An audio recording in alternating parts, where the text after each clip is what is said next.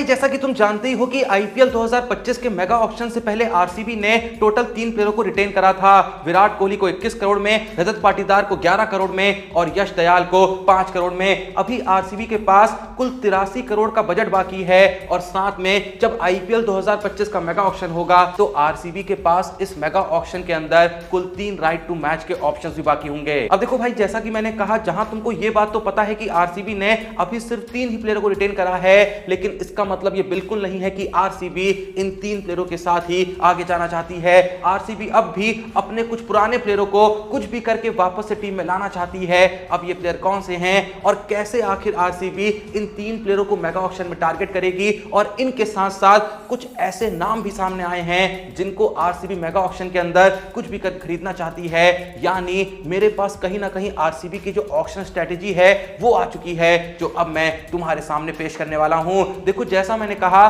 कि आरसीबी के पास mega auction के अंदर कुल 83 करोड़ का बजट बाकी होगा और साथ में 3 प्लेयरों के ऊपर राइट टू मैच इस्तेमाल करने का भी मौका होगा। तो सबसे पहले मैं तुमको यह बताना चाहूंगा कि आरसीबी की प्रायोरिटी लिस्ट में जो 3 प्लेयर यहां पे हैं जिन पे आरसीबी राइट टू मैच का इस्तेमाल कर सकती है, जो असल में पिछले सीजन में आरसीबी के लिए खेल रहे थे, भले उनको आरसीबी ने रिटेन नहीं करा, लेकिन उसके बावजूद ही मेगा ऑक्शन के अंदर राइट टू मैच का यूज करके आरसीबी इन 3 प्लेयरों को अपनी टीम में वापस लाना चाहती है। तो भाई इन 3 प्लेयरों में पहले प्लेयर हैं none other than Mohammed Siraj. जब सिराज को रिलीज करा था बहुत लोग को झटका लगा था, बहुत लोग को लग रहा था कि भाई सिराज को तो रिटेन करा ही करा जाएगा, भले अभी फॉर्म उतना अच्छा नहीं चल रहा है, लेकिन भाई one of the top bowlers हैं इंडिया के और साथ में टी20 में भी डिसेंट बॉलिंग कराते आए हैं। भले ही पिछला सीजन उतना अच्छा नहीं गया था, 14 मैचों में 15 विकेट ही ले पाए थे 9.19 की इकोनॉमी से, लेकिन उसके बावजूद भी सिराज के अंदर भैया कलाकारी तो है। शुरुआती ओवर में स्विंग डाल सकते हैं, साथ में अच्छी खासी स्पीड भी रखते हैं, इवन डेथ ओवर में भी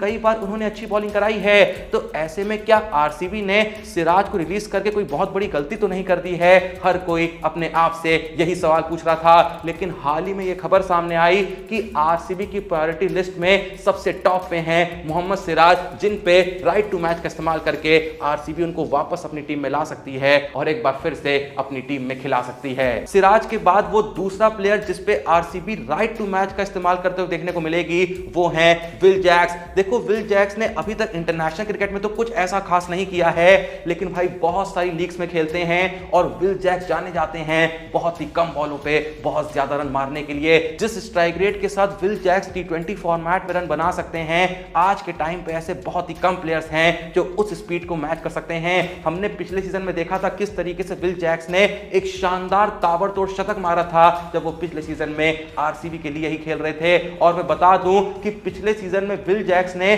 8 मैचों में 230 रन मारे थे 175.57 की जबरदस्त स्ट्राइक रेट के साथ। और भाई देखो, विल जैक्स जो है ना, सिर्फ बैटिंग नहीं कराते हैं, बॉलिंग में भी अच्छा खासा हुनर रखते हैं। पिछले सीजन में बहुत ही कम बॉल्स उन्होंने डाली थी, लेकिन उसके बावजूद भी उन्होंने 2 विकेट अपने नाम करे थे। तो ऐसे में आरसीबी उन पे भी राइट टू मैच का इस्तेमाल करके उनको वापस से अपनी टीम में लाने को देख रही है। सिराज और विल जैक्स के बाद वो तीसरा प्लेयर जिस पे आरसीबी राइट टू मैच का यूज करने को देखेगी वो है विजय कुमार व्यशक। देखो, व्यशक ने ऐसा कुछ खास तो नहीं करा है कभी आईपीएल में। पिछले सीजन में भी मात्र 4 मैच आरसीबी के लिए खेले थे और विकेट भी मात्र 4 ही ले पाए थे। लेकिन जैसा कि कुछ दिन पहले खबर नहीं सामने आई थी कि जो कर्नाटका की गवर्नमेंट है उसने आरसीबी के मैनेजमेंट पे प्रेशर डाला हुआ है कि आपको ज्यादा से ज्यादा कर्नाटका के प्लेयरों को खिलाना है, क्योंकि अगर आप लोग उनको मौका नहीं देंगे तो आखिर कौन देगा। ऐसे में विजय कुमार व्यशक पे राइट टू मैच का इस्तेमाल करने का ये एक बहुत बड़ा रीजन है।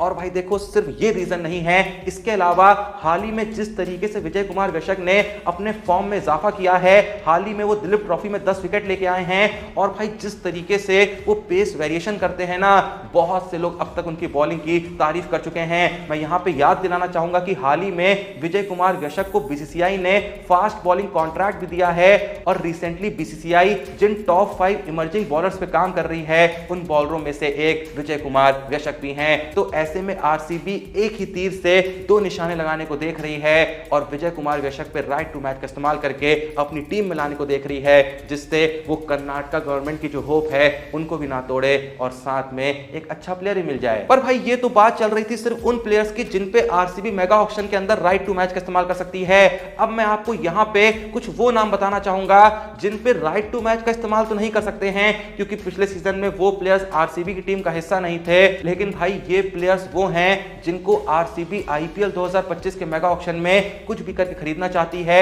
यहां पे अगर मैं इंडियन प्लेयर्स की बात करूं तो फिलहाल दो प्लेयर्स जिनका नाम सामने आया है जो आरसीबी की प्रायोरिटी लिस्ट पे सबसे टॉप पे हैं, तो वो नाम है केएल राहुल। देखो केएल राहुल का नाम पहले ही बहुत बार आ चुका है, और अगर तुम में से कोई सोच रहा है कि केएल राहुल के पीछे आखिर आरसीबी इतना पागल क्यों हो रही है, उनका आईपीएल ट्रैक रिकॉर्ड पिछले कुछ साल में उतना अच्छा भी नहीं रहा है, उनकी स्ट्राइक रेट भी जो है वो टी20 फॉर्मेट और आईपीएल में वक्त के साथ नीचे आती रही है, तो आखिर आरसीबी केएल राहुल को खरीदना क्यों चाहती है। देखो भाई कुछ वक्त पहले जो आरसीबी के डायरेक्टर ऑफ क्रिकेट है मो वोबैट, उन्होंने भी एक स्टेटमेंट दिया था कि आरसीबी ने अभी तक इस बात पे मोहर ही नहीं लगाई है कि विराट कोहली ही आईपीएल 2025 में आरसीबी कप्तानी करेंगे। मो वोबैट ने अपने स्टेटमेंट में यह भी कहा था कि जब आरसीबी का मैनेजमेंट आईपीएल 2025 के मेगा ऑक्शन में बैठेगा तो बिल्कुल ओपन माइंड के साथ बैठेगा, वहां पे हम कुछ ऐसे प्लेयर्स को खरीदने की कोशिश करेंगे जो आने वाले वक्त में आरसीबी कप्तानी कर सकते हैं। और भाई देखो जैसा कि तुम जानते ही हो कि अब दिनेश कार्तिक भी रिटायर हो चुके हैं,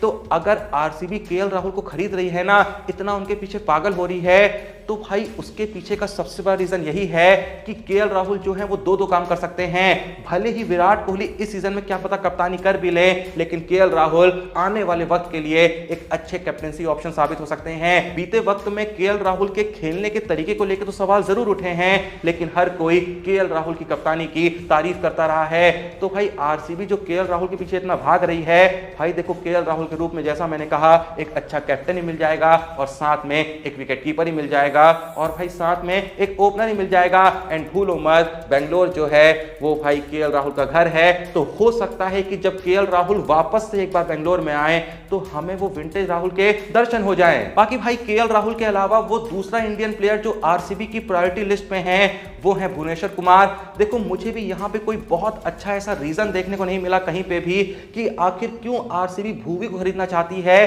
पर अगर दो पल के लिए सोचूं तो रीजन यही हो सकता है कि यार सिराज को रिलीज कर दिया है, क्या पता किसी वजह से राइट टू मैच का इस्तेमाल करके भी सिराज को ये लोग अपनी टीम में वापस से शामिल ना कर पाए, तो ऐसे में भुवी एक अच्छे इंडियन बॉलर साबित हो सकते हैं जो कि ज्यादा महंगे नहीं बिकेंगे। आराम से 3-4-5 करोड़ में तो कोई भी टीम उनको खरीद सकती है, तो कोई भी टीम जब खरीद सकती है तो आरसीबी भी खरीद सकती है। एंड भुवी को अगर खरीद भी लिया, जरूरी थोड़ी है कि आप हर मैच में खिलाएं। अगर आप भुवनेश्वर कुमार पे कम पैसे खर्च कर रहे हैं तो बदले में किसी विदेशी प्लेयर पे आप ज्यादा पैसे खर्च कर सकते हैं और अपने पेस अटैक को और ज्यादा मजबूत कर सकते हैं। एंड भुवी को भले इंटरनेशनल क्रिकेट खेले वक्त हो गया है, पर अब भी भैया जान बाकी है, अब भी शेर जो है वो लड़ सकता है और लड़के किसी का भी शिकार कर सकता है। अब जहां हमने आरसीबी की प्रायोरिटी लिस्ट में इंडियन प्लेयर्स का तो नाम जान लिया है, आइए जरा ये भी देख लेते हैं कि जब बात ओवरसीज प्लेयरों की आती है तो आरसीबी जिन दो प्लेयरों को सबसे पहले टारगेट करने को देख रही है, आखिर वो कौन है।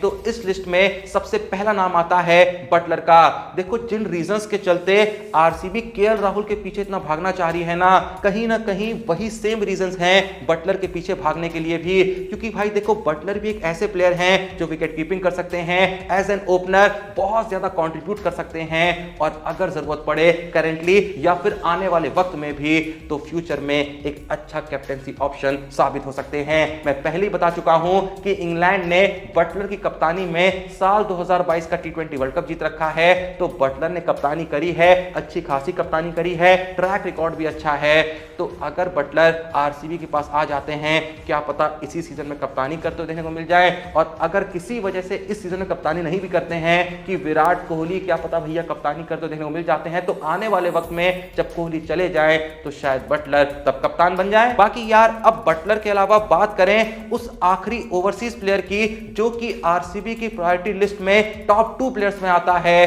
तो भाई उस प्लेयर का नाम है मिचेल स्टार्क। अभी कुछ देर पहले भुवनेश्वर कुमार की बात करते हुए जहां मैं कह रहा था ना कि भुवी फिलहाल एक ऐसे इंडियन बॉलर है जो थोड़े से सस्ते मिल सकते हैं, अगर आपको एक इंडियन बॉलर सस्ते मिल रहा है एंड ऑलरेडी आपके पास यश दयाल का ऑप्शन शामिल है एंड किसी वजह से आप सिराज पे राइट टू मैच का इस्तेमाल नहीं कर पाते हैं, तो भाई एक अच्छा पेसर तो चाहिए होगा ना, भले ही वो इंडियन हो, भले ही वो ओवरसीज हो। सिर्फ भुवनेश्वर कुमार के भरोसे और साथ में भले ही चाहे फिर यश दयाल हो जाए, सिर्फ इन दोनों के भरोसे तो आप हर मैच नहीं खेल सकते हैं ना। एक ऐसा भाई एक्सपीरियंस पेसर चाहिए जिसका वक्त अच्छा चल रहा हो, जो जानता हो कि अकेले दम पे कैसे मैच जिताया जा सकता है। हम माना स्टार्क पिछले सीजन में कुछ ऐसा खास कमाल नहीं कर पाए थे, लेकिन अगर तुमको याद हो तो जैसे जैसे सीजन अपने एंड की तरफ बढ़ रहा था, मिचेल स्टार्क ने दिखाया था कि वो क्या कर सकते हैं। जिस तरीके से भाई हेड को बोल्ड मारा था, याद है ना भाई, बवाल मच गया था। और स्टार्क का एक बहुत बड़ा रोल रहा था कि केकेआर प्लेऑफ के अंदर बहुत ही आसानी से हर मैच जीत जा रही थी। तो पिछले सीजन को भूल जाओ, ये तो सबको पता है कि स्टार के अंदर काबिलियत कितनी है। एंड अगर एक बार फिर से स्टार अपनी पुरानी टीम आरसीबी में आते हैं तो वहां आके क्या पता कुछ ऐसा काम कर सकते हैं कि आरसीबी को उसकी पहली ट्रॉफी जिता सकते हैं। तो ये थी फिलहाल आरसीबी की इंडियन प्लेयर्स और ओवरसीज प्लेयरों की प्रायोरिटी लिस्ट। साथ में मैंने आपको ये भी बताया कि राइट टू मैच का इस्तेमाल आरसीबी आखिर किन 3 प्लेयरों पे सबसे पहले करने को देख रही है। बाकी जैसे जैसे और प्लेयरों के नाम सामने आएंगे जिनको आरसीबी कुछ भी करके मेगा ऑक्शन में टारगेट करने को देख रही है, तो वो नाम जब भी आएंगे मैं आपको वो नाम भी बताऊंगा, या फिर किसी और टीम को लेके भी मेरे सामने उनकी ऑक्शन स्ट्रेटेजी आएगी तो वो भी मैं आप तक सबसे पहले पहुंचाऊंगा। बाकी यहां पे जाते जाते एक छोटी सी रिक्वेस्ट करना चाहूंगा कि भाई हम अपने Telegram channel crick time with Joshi पे सारी अपडेट सबसे पहले आप तक पहुंचाने की कोशिश करते हैं। ये बातें मैं वीडियो में तो बताता ही हूं, एनालिसिस तो यहां पे देता ही हूं, लेकिन भाई दुनिया भर में क्रिकेट वर्ल्ड में जो भी चल रहा है भाई, बहुत ही जो इंपॉर्टेंट अपडेट्स होती हैं, इंपॉर्टेंट थोड़ी ना भी हो, हर अपडेट सबसे पहले हम वहां पे आप तक पहुंचाते हैं। वहां पे ऐसी अपडेट्स आती है ना जो भाई आपको पता ही नहीं चलेंगी अगर आप उस टेलीग्राम चैनल को ना ज्वाइन करें। बहुत से ऐसे स्टैट्स, बहुत से ऐसे नंबर्स हम वहां पे आपके लाते हैं, तो थोड़ा सपोर्ट करें। बकायदा भाई एक टीम रखी है जिनको मैं एक अच्छा खासा अमाउंट पे करता हूं ताकि ये अपडेट्स, ये नंबर्स, ये स्टैट्स, ये वीडियोस वो आप तक पहुंचा सकें। तो थोड़ा सपोर्ट करिए, उस टेलीग्राम चैनल को ज्वाइन करिए, बाकी वीडियो को लाइक करिए, चैनल सब्सक्राइब करिए, और टेलीग्राम चैनल का जो लिंक है ना डिस्क्रिप्शन और पिन करने मिल जाएगा, क्लिक करके ज्वाइन कर लेना। बाकी मिलते हैं नेक्स्ट वीडियो में, तब तक के लिए जय हिंद, धन्यवाद।